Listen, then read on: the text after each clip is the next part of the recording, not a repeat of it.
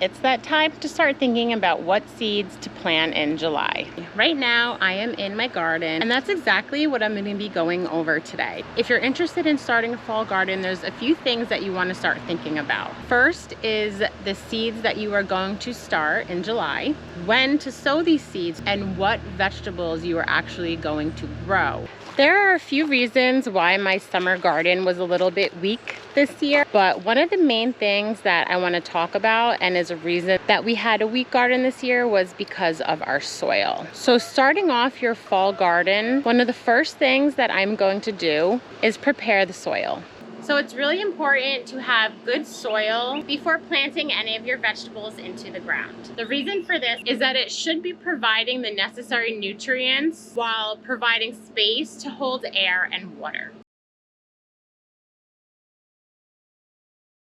Healthy soils contain organic matter, which supports living organisms like worms and insects. And a lot of times there's things we can add to the soil to help enrich it and be able to provide the plants with the necessary nutrients that can help them thrive. The most common nutrients that are recommended to add to your soil are nitrogen and phosphorus.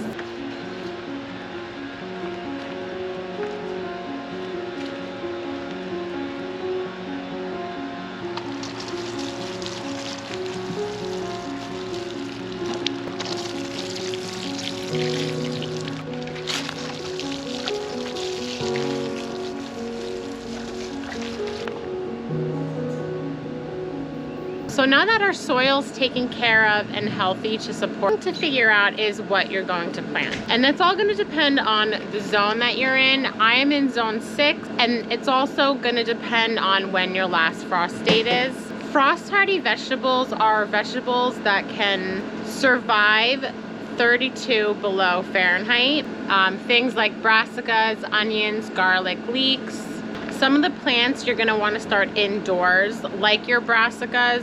Brassicas include broccoli, cabbage, cauliflower, kale, and then things like bok choy, spinach, arugula are also frost hardy. Basically all of your nightshades, and all of these plants you want to start indoors. The next important thing that you're going to want to figure out is when to plant these vegetables and what seeds you're going to start planting in July. These plants are going to grow at the end of the summer through the fall, and then will come to maturity from fall to freeze. And that's what makes it a fall garden. So the first thing you're going to want to do is figure out your first frost date. You can go online and Google this based on your zip code. And then the next thing you're going to want to do is figure out how many days you have until that first frost date. Whatever the day that you're starting to plant is, you want to figure out how many days you have until that first frost. I'm in zone 6 in New Jersey. Is typically around October 11th. So one important thing that you need to keep in mind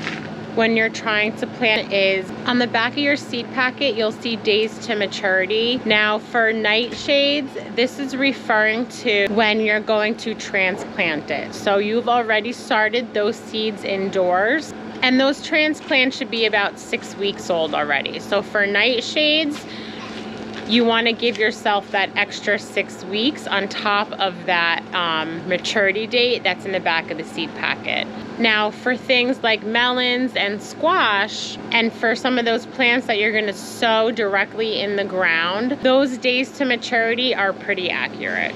You also have to remember that you're going to be getting less sunlight, so it's not 100%. It's going to depend on how much sun everything's getting. It's going to depend on the weather, but that is just something for you to go off of. If you want to see what's going on my homestead and follow along for all those things, go ahead and hit that subscribe button. And also, I would love to know, what are you harvesting in your garden right now? Let me know in the comments. Yeah, stay on that side.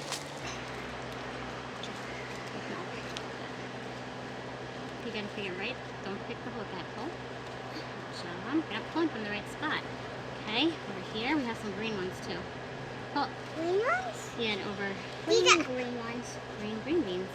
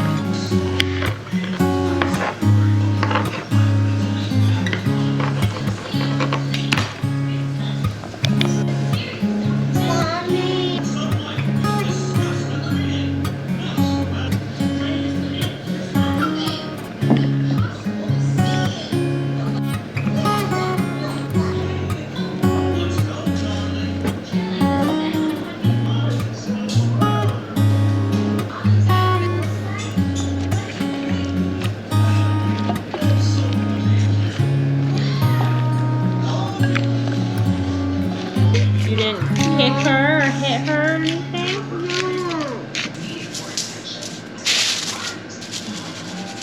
Here.